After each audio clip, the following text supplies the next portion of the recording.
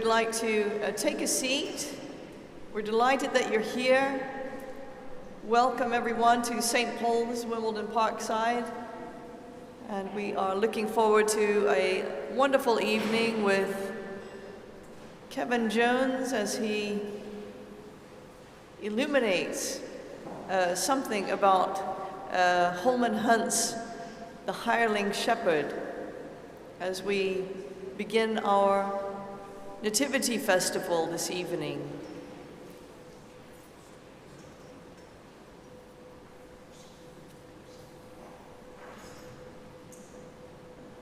And we warmly welcome you, those of you who are at home. I'm glad that you are able to join us as well, and we hope that you enjoy the evening. And I'll hand over now to Kevin.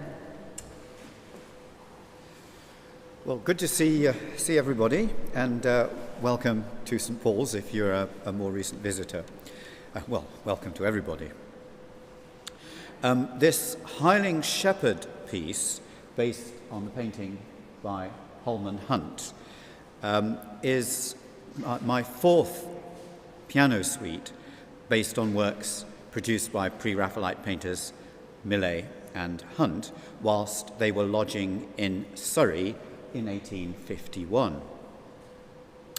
As with the paintings produced at the same time, which were Ophelia, the Huguenot and the Light of the World, which I gave a talk on last year or a little earlier, COVID between, lose sense of time.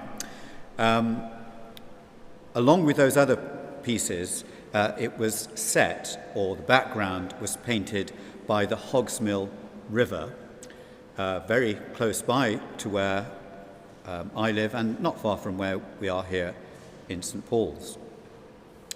The other pieces, other works were painted close to what is currently now known as Old Malden, but the Hireling Shepherd was set a little further upstream, close to the small town or village of Ewell, which we will all know, I'm sure, that Holman Hunt visited regularly. Close relatives lived there, and he was baptized in the parish church. So I first wrote this piece for performance in Japan, along with the other pieces, and I specifically chose these paintings because of the association with where I was living and because they were a very good representation of English culture and the pre-Raphaelite painters, which the Japanese were very keen on. When I did my first lecture on Ophelia there, first piano suite, there was a special travelling exhibition from Tate Britain and other works, which got massive publicity in Tokyo at the time, so it was a very good one to do. When first exhibited back in the 1850s, the Hireling Shepherd drew both praise and criticism for its startling realism and sympathetic representation of ordinary rustic country folk, which was quite unusual and revolutionary at the time. But this seemingly idyllic English country scene of a dallying shepherd conceals dark undertones. The wandering sheep are in danger. Holman later explained that his visual metaphor was designed to criticize wayward church leaders who neglected their pastoral duties while indulging in pointless theological disputes. Maybe some folk might think that that's a criticism that can be levelled at the church, not just then, but in times since, and perhaps in the present day. When exhibited at the Royal Academy, Hunt added a quotation from Shakespeare's King Lear. "Sleepest or wakest thou, jolly shepherd? Thy sheep be in the corn, and for one blast of thy minikin mouth, thy sheep shall take no harm." Sheep should not eat corn because it bloats their stomachs and often proves fatal. I remember a scene in the movie that was made of Far from the Madding Crowd that some of you might know of, where there's an emergency because the sheep have got in the corn and many of them are going to die. Shakespeare's sentiments are very similar to those. I've got one other slide. There's, if I move out of the way, there's the Shakespeare reference in Japanese for the benefit of some Japanese folk that I know we have here listening today. Shakespeare's sentiments are very similar to those of a traditional nursery rhyme. Little boy blue, come blow up your horn. The sheep's in the meadow, the cow's in the corn. Where's the boy who looks after the sheep? He's under the haystack, fast asleep. And again, this idea that if he blows the horn, the sheep will return to where they should be and they'll be safe. In these cases, the neglectful shepherd is sleeping on the job. The title of Hunt's painting, though, the Hireling Shepherd, comes from the parable in St. John's Gospel. Here, the errant shepherd is characterized as a coward who runs off when the wolf appears. But Jesus is the good shepherd who cares for his sheep. The hireling shepherd isn't bothered by the sheep. So we've got two alternative references there that Hunt drew attention to. But contrary to both of these references, Hunt's shepherd is neither sleeping. Oh, again, benefit of Japanese audience. That's the John reference in Japanese. But contrary to the references of the sleeping shepherd and the coward shepherd who runs off, Hunt's shepherd is neither sleeping nor running away. Rather, he's distracted by an attractive young woman. This is a scenario more influenced by classical literature of ancient Greece and Rome, where the hireling Dameteus courts the nymph Neaira, who dwells by the water springs and streams. There's another classical reference where Corydon is left in charge of livestock belonging to Aegon, who's followed his master to the Olympic Games. And when I originally wrote this, it was in 2012, which was the year of the London Olympics, so I thought that was another interesting reference, which we were trying to watch in Tokyo at the time, but didn't get to see much apart from the judo and table tennis, because they clearly concentrate on the sports which are of more interest to the local population. It was also the Queen's Diamond Jubilee as well, 2012.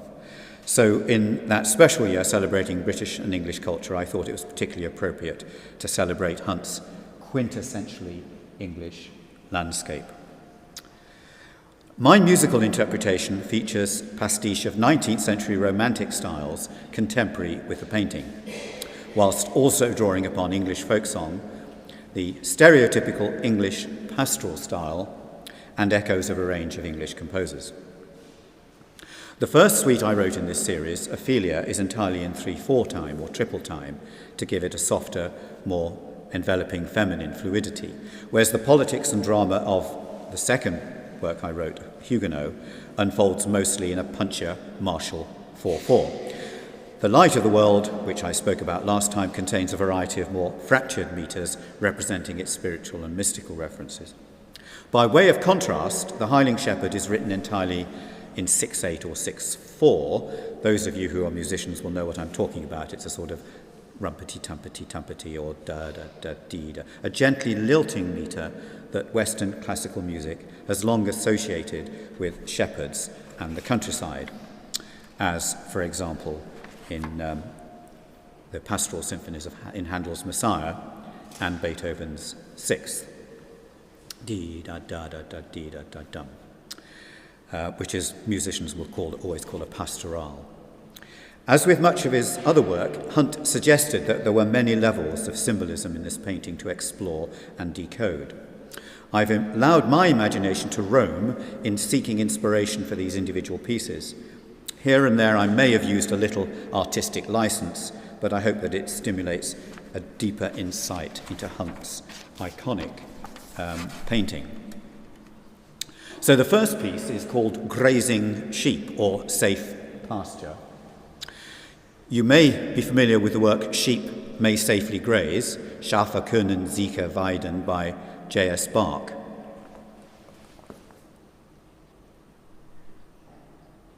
Now, contrary to what many people think, Sheep May Safely Graze doesn't come from one of Bach's works that's based on the Bible, but it's one of his few secular cantatas. It features the classical nymph Nerea and the hireling shepherd Damoetus that I mentioned before, in precisely the image that we have in Holman Hunt's painting. Nevertheless, it celebrates faithful and competent leadership, and it serves as a relevant referential musical template for this opening movement, setting a scene using the rhythm of a gently lilting 6/8 pastoral rhythm traditionally associated with shepherds and the countryside. So since writing this piece more than 10 years ago, or about 10 years ago, it's recently become a bit of a fashion amongst some composers to write variations or alter a popular classical piece, and it sort of fits into that genre quite comfortably. So here's Safe Pasture.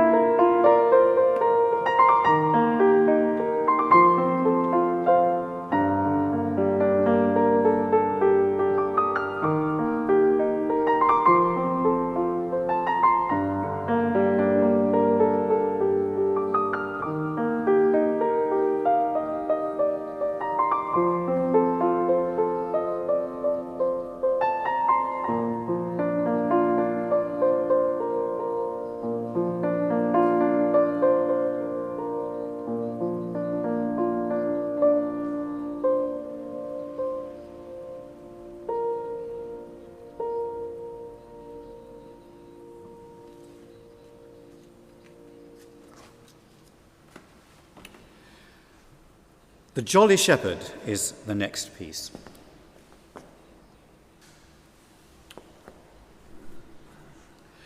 The shepherd, as revealed in Hunt's Shakespeare quotation, is no villain, but actually a jolly fellow, fun-loving and easily distracted rather than willfully negligent. So the music to represent the shepherd features another stereotypical 6/8 idiom, that of the English jig. It's a faster 6/8, dum-ba-dum-ba-dum. The jig was a standard component of 17th century instrumental suites, but its country origins continue in the music, for example, of traditional English Morris dancing. And its style will be familiar to British listeners of the long-running radio soap opera, The Archers, a story of country folk. Bum, ba-dum, ba-dum, ba-dum. The English nursery rhyme, Little Boy Blue, which we quoted earlier, with its characteristic horn-like calls, is also quoted. And just occasionally, the shepherd in this piece hints at a more romantic tenderness between his jolly, exuberant exterior.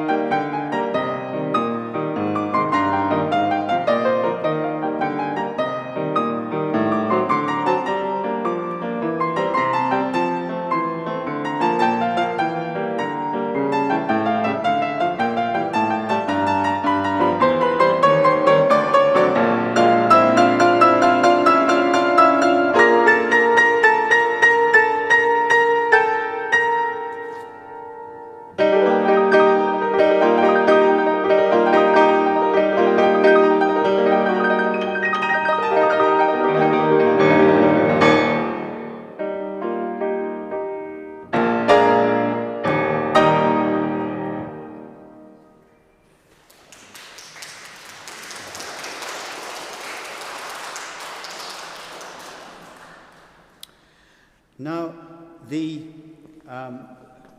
some of you who know my other works, in nearly all of these paintings by the pre-Raphaelite painters, they often feature lots of wildlife, in particular flowers, wild flowers.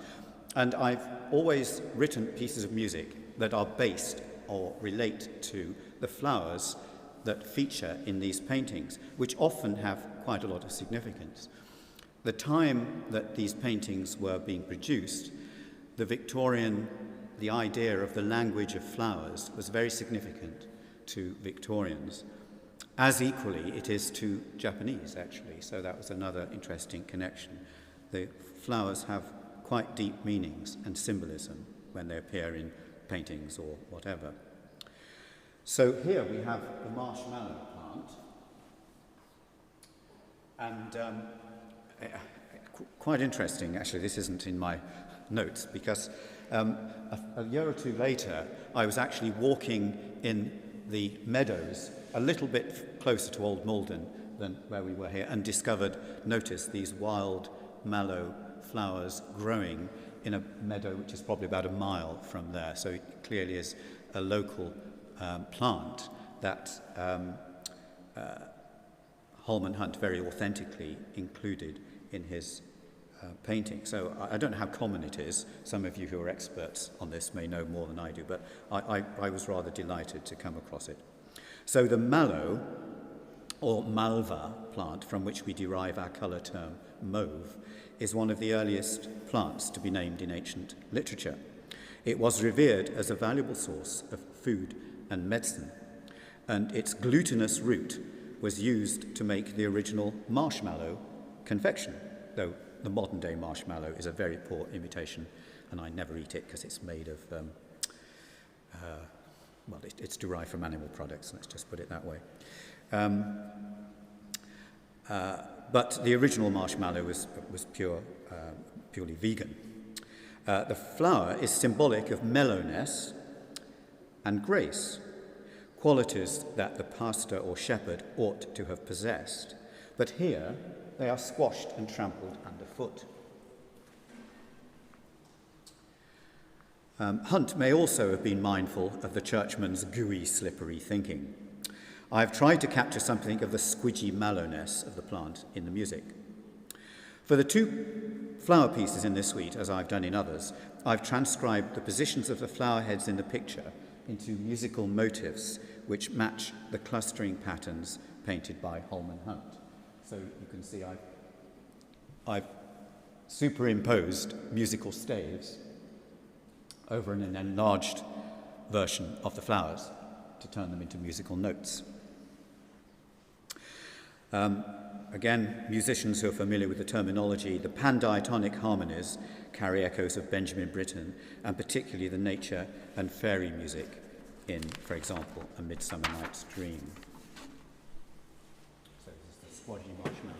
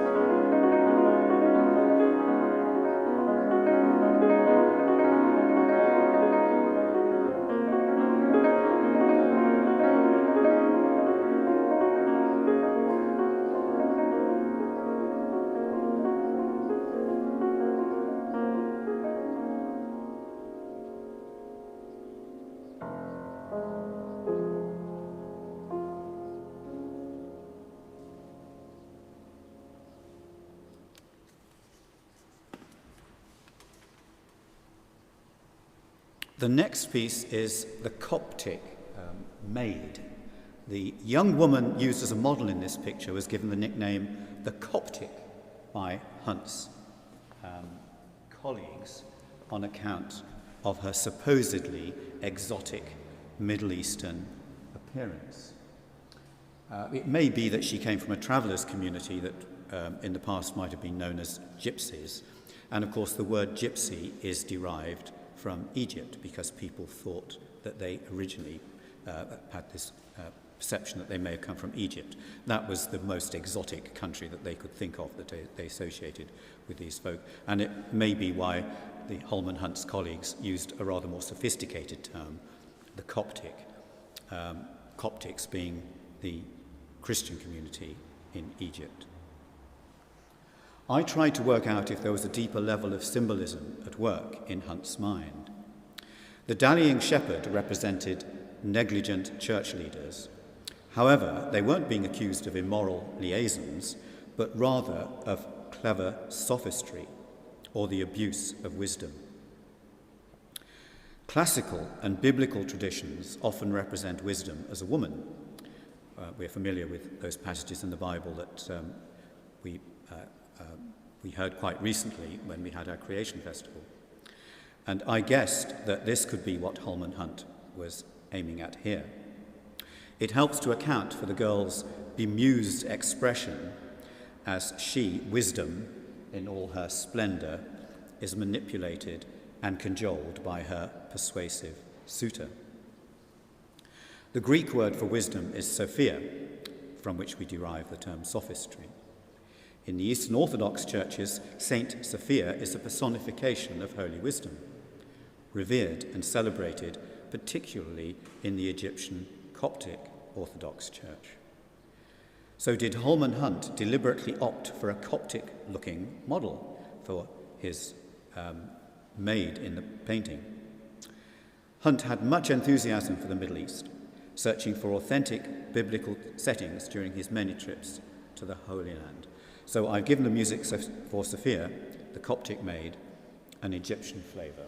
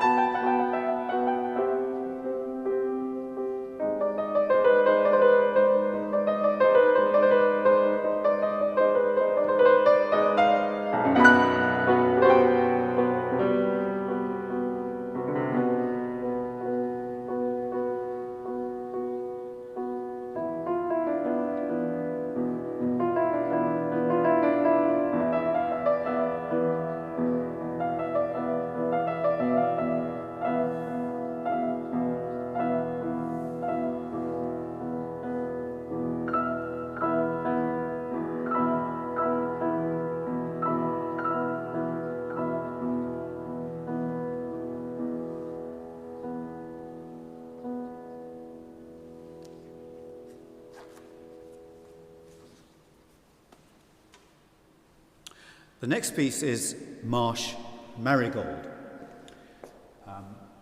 They are, I don't think you can see them in that particular version.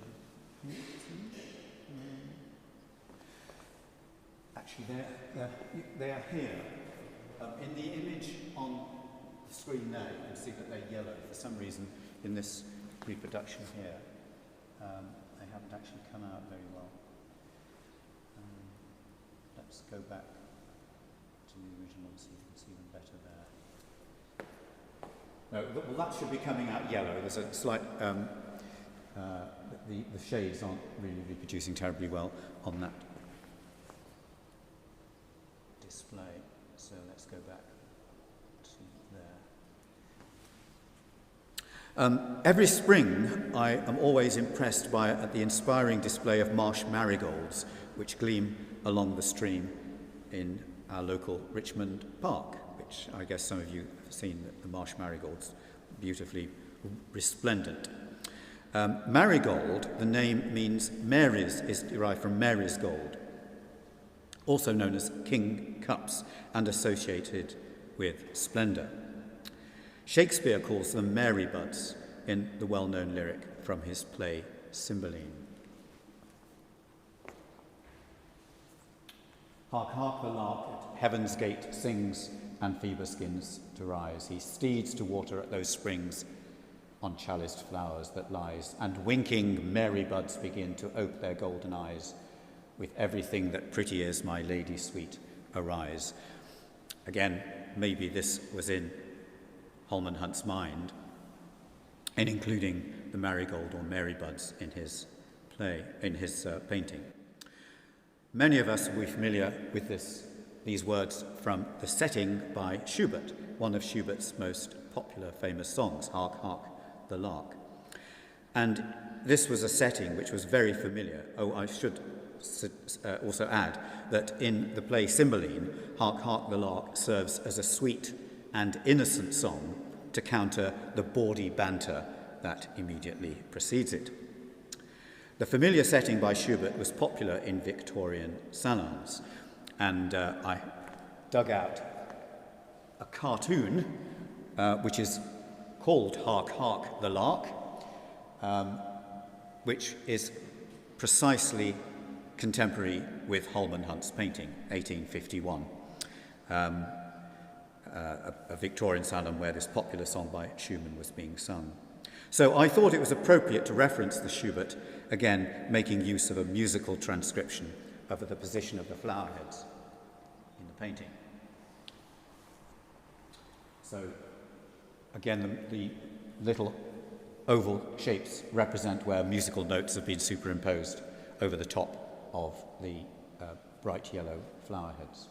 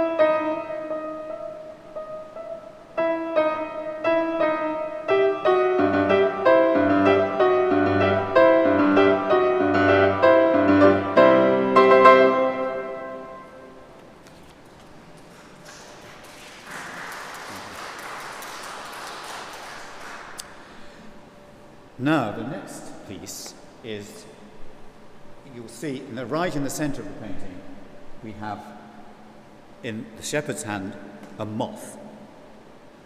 And it's actually known as the death's head mark for reasons which should be clear from that close-up image.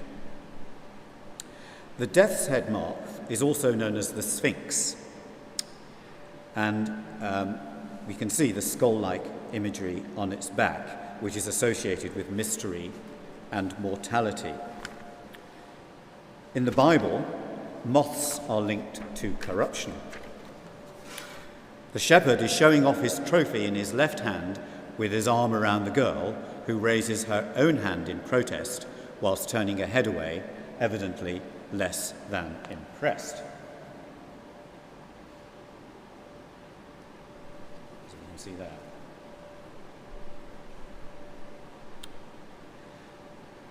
The Death's Head moth, also known as the Sphinx, a purveyor of riddles and hidden secrets that become tiresome distractions when paraded in front of wisdom's gaze. The composer Robert Schumann's celebrated piano work, Carnival, contains at its heart a set of musical motifs on which the work is based. These are labelled sphinxes in the score. I've got my much dog-eared score of Schumann's Carnival here, and in the middle, here are the sphinxes, which encode letter groups as musical notes. A, S, C, H, as, and S, C, H, A, the notes in Schumann's own name, the letters in Schumann's own name. In German, S is equivalent to our English E flat, and the German H is equivalent to what we call a B. So S, C, H, A is interpreted as E flat, C, B, A. And those little motives form the basis of this entire work. ASCH were the letters that he associated with a girl he particularly liked, SHCA with his own name. So it was a great piece of music to express his affection for this young woman.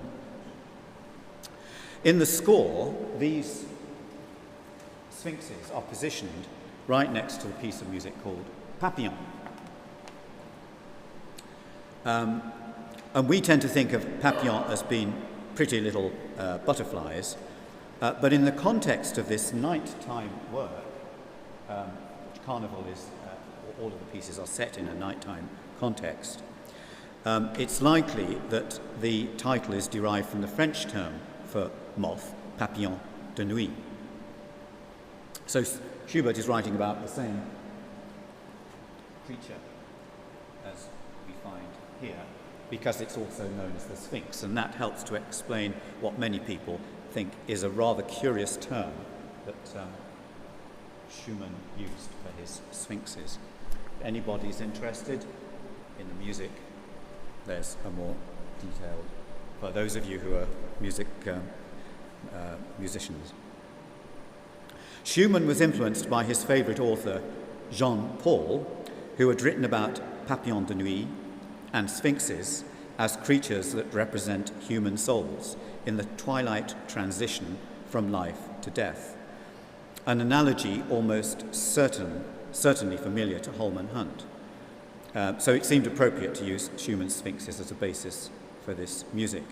And this also relates to the theological disputes which were very evident in the Church of England at the time, which were very much concerned with the nature of the afterlife, purgatory, and such issues, which Holman Hunt was trying to make the point that these disputes were utterly irrelevant about things which are insignificant in comparison with looking after their flock. By curious coincidence, Schumann's Papillon begins with this motive, which is the little boy blue can blow up your horn motive. And it's marked in the score as quasi-corny, like horns.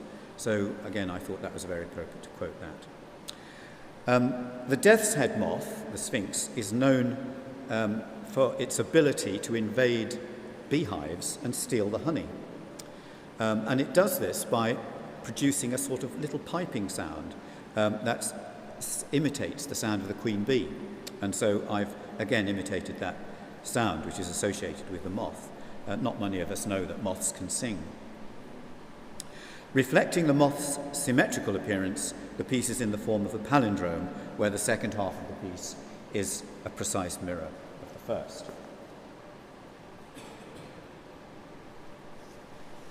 So this is probably the most austere and sort of contemporary, if you like, of the pieces in this set.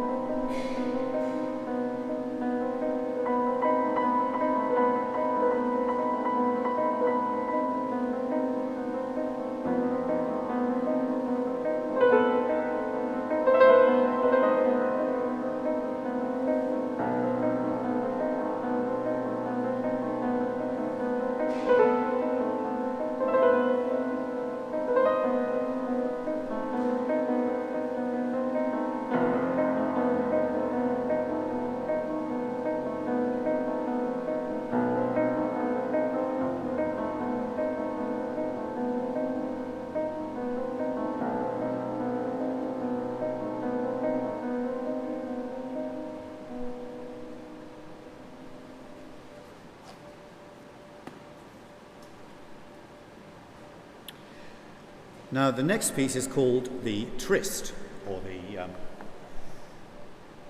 call it the, whoops. Dear, this has come up with an unwanted message. That's blocking me from right. The tryst, or the relationship, the affair. The ensemble of shepherd and country girl traces a distinctive stepped triangular profile in Hunt's painting, but their resulting pose is unstable. Either the girl is about to fall back, I think we've sorted it out, it just came up with a message. The resulting pose is unstable. Either the girl is about to fall back on the ground, or else she's in the process of getting up, but she's not particularly comfortable. Hunt's painting implies movement, but it could be either way. And in fact, this is quite typical of many of Hunt's paintings. Another famous painting has a young woman on a gentleman's lap who looks as if she's trying to get up, or she's not very happy in that position. So is it deliberately ambiguous? I've given each character a melody contour derived from that triangular profile. The shepherd's melody reads from left to right, a rising scale, followed by a shorter falling sequence, a brief rise, then a falling sequence at the end. The girl's melody reads from right to left, which is customary in some ancient Asian languages, and also the way in which Asian folk read paintings. This was something I never realized until I was showing a picture of an optical illusion, a visual illusion, to some Asian students. And I said, what happened to the people in this painting? And the English, the Western students all said, oh, they get smaller. And the Asian students all said, they get bigger. Because they were reading from right to left, and the Westerners were reading from left to right. So you should never take anything for granted, and sometimes exactly the same thing can be interpreted in ways which seem entirely contradictory. So we have a sort of dialogue between the shepherd and the shepherdess, and the Sophia, the maid, where he's trying to seduce her, and she is sort of fighting back, sometimes more enthusiastically than others. And then he tries again a little bit more, with a bit more resolve. So I've cast this movement in the style of an 18th century ballad opera duet, such as might be found in John Gay's The Beggar's Opera, where the wily shepherd is attempting to pull them both down, while she's contrasted with her resolve to raise them both up.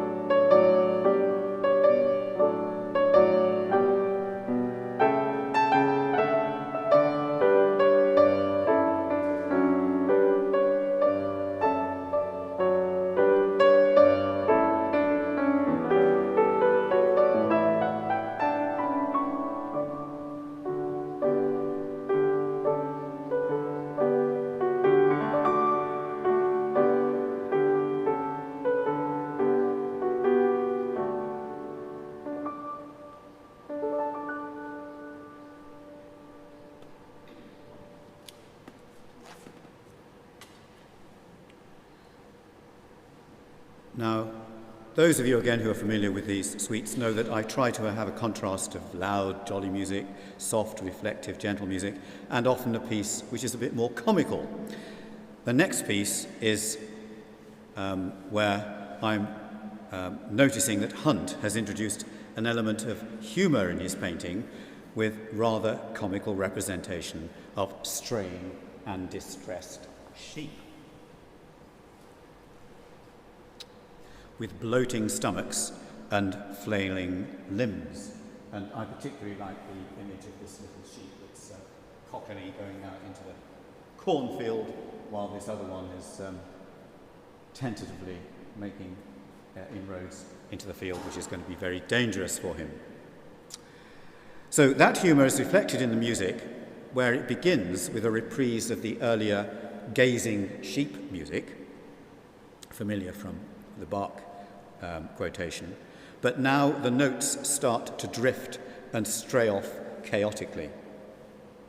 The result has affinities with music by more contemporary British composers, such as Peter Maxwell Davies or Harrison Birtwistle, perhaps.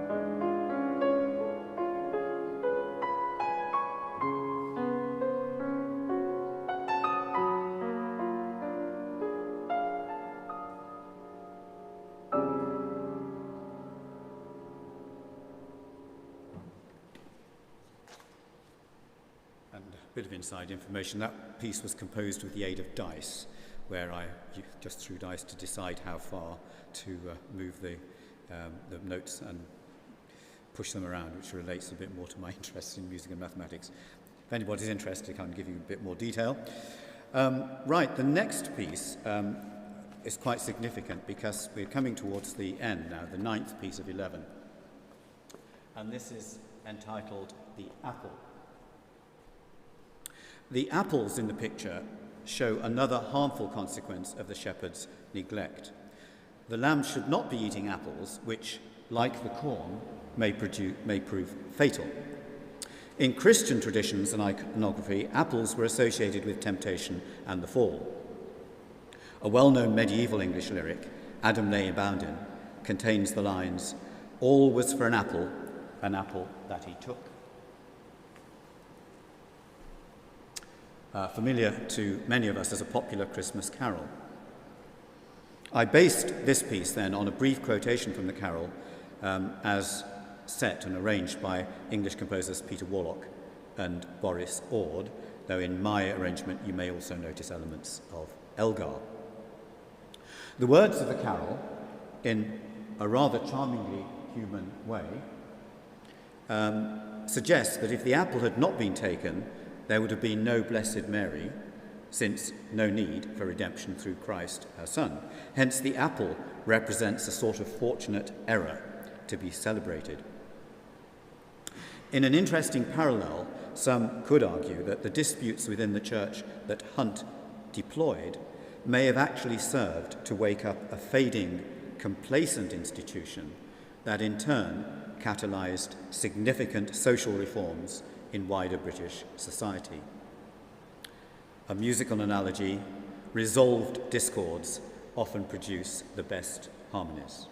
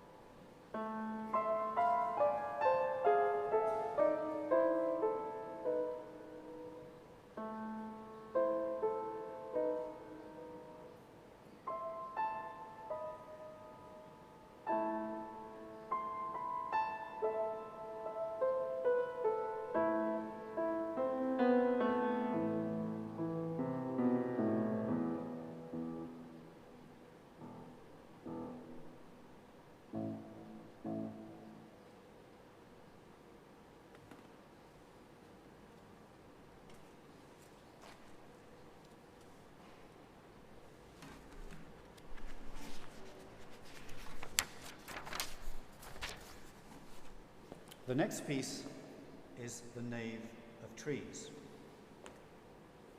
which majestically fills the background. The avenue of trees, pollarded willows with arms reaching up to the sky, is very prominent in Hunt's painting.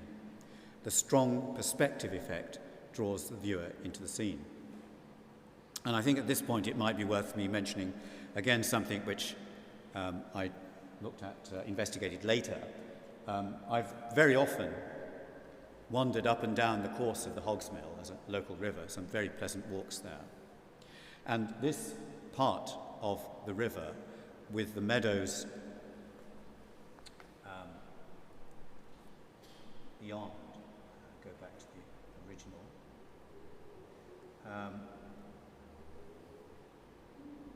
it's possible to get a real sense by going to where it was painted now of where those trees were. And with a friend of mine, Simon, who was very interested in trying to investigate this as well, we were looking at the shadows, where they were, the time of day the painting was made, and trying to discover exactly where the painting was done.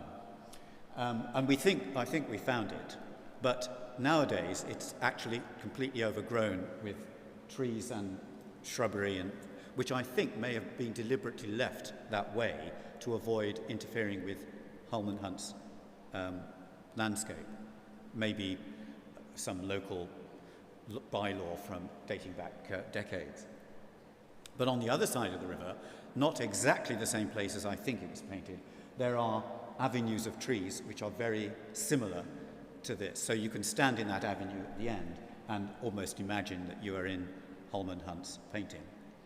And in fact, a year or two ago, a few more years ago, 2 or 3 years ago, there was another exhibition of Pre-Raphaelite paintings in Japan, and a photographer and an art critic, a writer for that magazine, actually came, and I took them around the sites where Holman Hunt and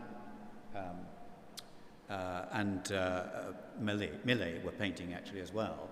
But this was one of the areas that I particularly remember us trudging through the rather sodden ground underneath to try and find the exact place. And he took some lovely photographs there, which are featured in quite a high-powered art magazine in Japan a few years ago. I have a copy, but didn't think to bring it with me. Now, architectural historians suggest that the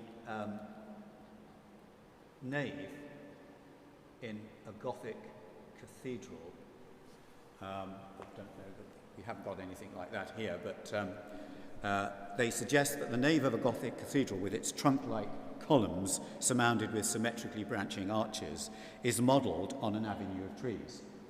Does anybody know which cathedral this is taken from? Which is of particular relevance to Holman Hunt? It's Winchester. Now, Italians can't have just been to Winchester this weekend, but I don't think you went in the cathedral, you stayed outside. Don't think they allowed dogs in the cathedral, I don't know. But this was the local cathedral at the time of Ewell and that part of Surrey. The Guildford diocese only came into being, I think, in the 1950s, possibly. But in the 1850s, it was part of Winchester. So the Winchester Cathedral was their local cathedral. I thought it might be interesting to superimpose the arches of the cathedral on the avenue of trees in Holman Hunt's painting. And what do we get? A perfect match. So I'm pretty sure that could have been in his mind, the nave of a cathedral being represented in that avenue of trees. Maybe not literally, but just as an image that he might be familiar with. So I surmise that Hunt here might be symbolising the Church of England itself. Solid roots and a noble, enduring presence, but somewhat ruffled at the edges. So in my piece, it carries echoes of traditional church music with stylistic nods in the direction of Tallis and Vaughan Williams, and note patterns that mirror the symmetries of Gothic vaulting and the sound of church bells. I also celebrate the Surrey countryside by incorporating the hymn tune named Surrey that was set by the English composer Henry Carey to words from Psalm 23. The Lord my pasture shall prepare and feed me with a shepherd's care. I'm sure many of us are familiar with that. It's probable that the British national anthem, God Save the Queen, was also written by Carey, who was a contemporary of Bach and Handel. So you could say that this piece is an affectionate tribute or paean to the Church of England.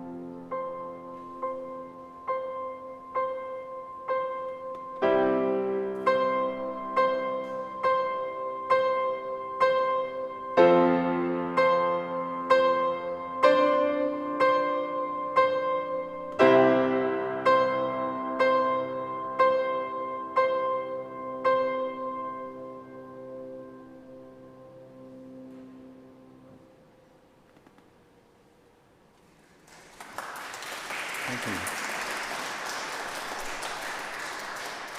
Now, finally, the last piece is the lamb that is sitting on the maid's shoulder.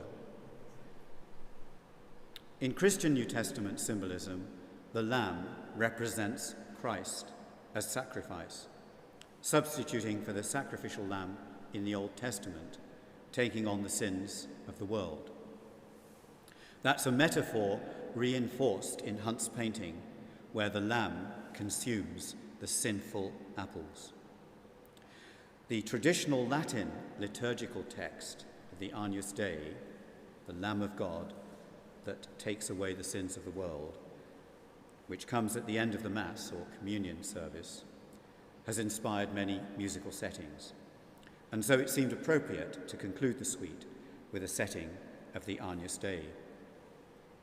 In my original suite, I concluded this with a piano version of the Agnus Dei, without singers, but where the melody matched the words of the Agnus Dei.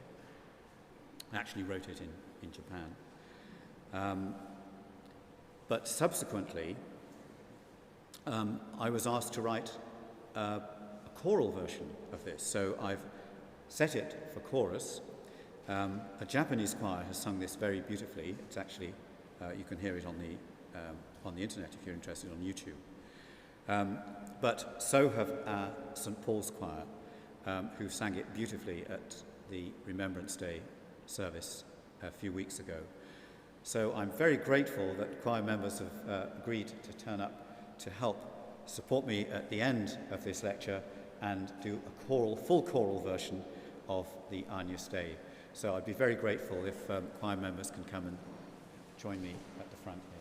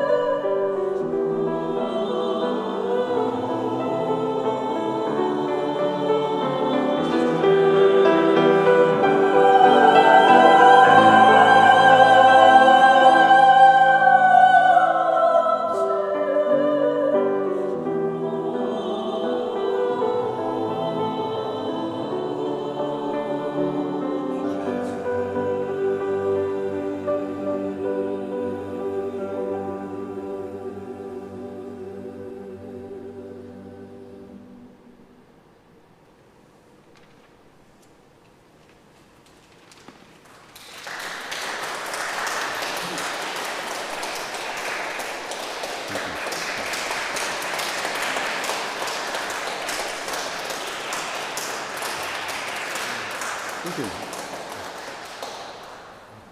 Well, any questions?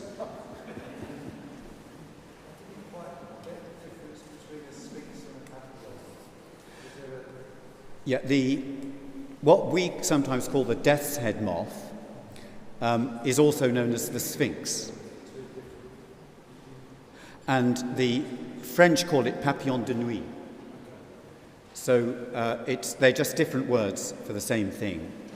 And I was just pointing out that Schumann's piece of music, where he's got sphinxes and then papillon, is almost certainly referring to that same object that the shepherd has in his hand.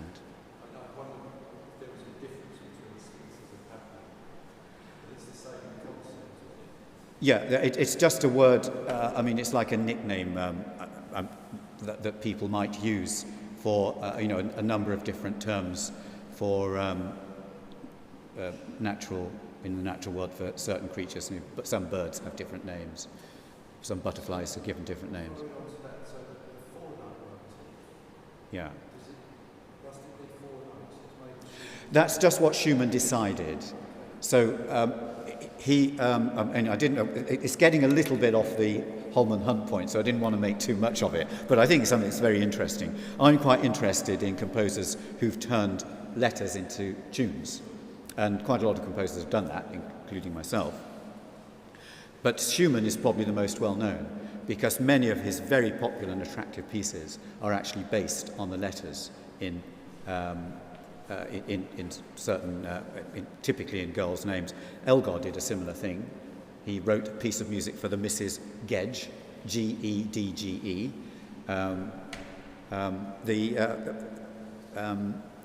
The Irish composer, actually, John Field, who famous for his nocturnes that influenced Chopin, had a very nice meal on one occasion and went home as a tribute, wrote a piece based on C-A-B-B-A-G-E and B-E-E-F. So in this case, Schumann knew this girl that came from ASCH, Ash, which I think is probably the German equivalent of Coalville, known for coal mining or something.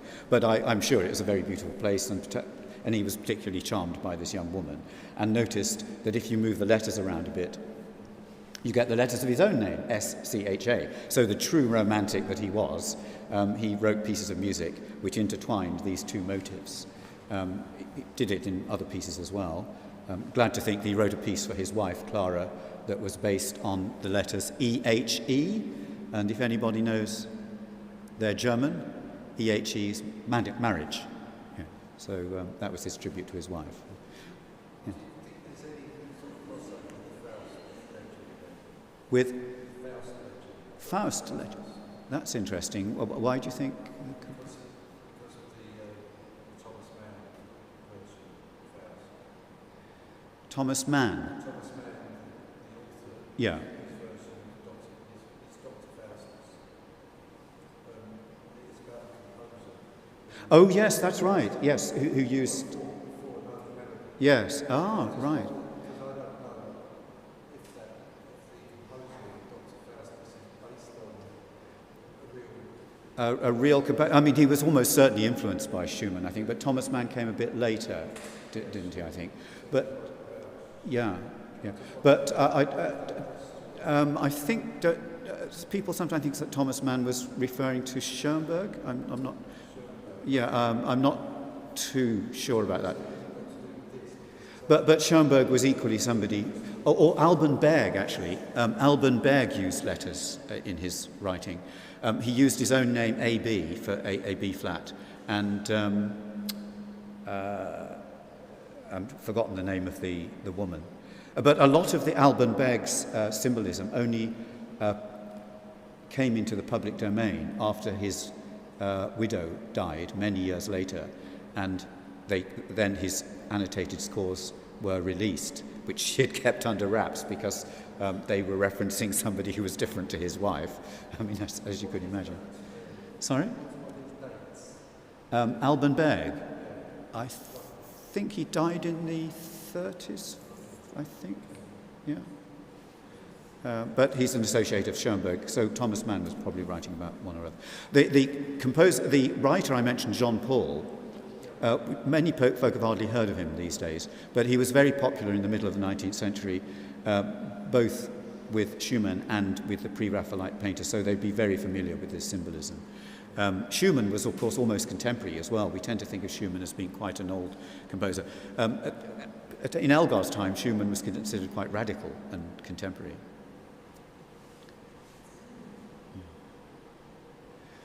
Any other questions or points? Yes.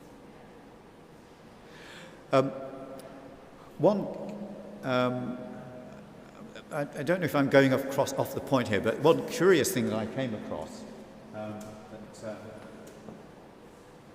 I might mention, since I think we have reached 9 o'clock, so I don't know.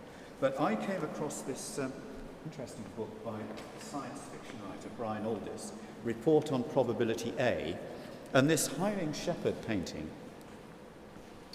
of Holman Hunt's features all the way through. It's on the cover of this version of it. And it's not a particularly well-known painting, and I haven't been able to quite work out, since we've had a question on literature and paintings and the music. But the main point of this novel is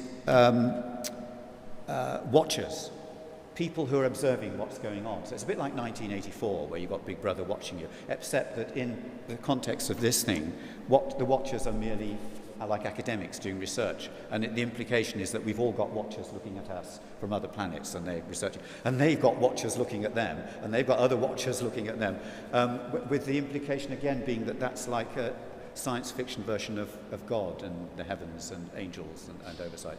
So it's interesting how I think that sort of ties in to the spiritual, theological context of what Holman Hunt was representing there, and the way that a modern writer has interpreted it in a more sort of science fiction-y way. But I don't know if that's got much to do with the music, but it's interesting.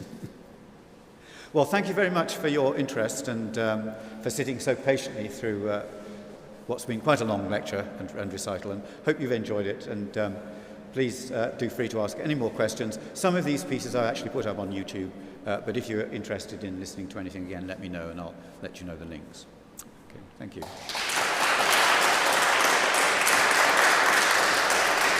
Oh, thank you very much. Lovely. Just in time for Christmas. Thank you.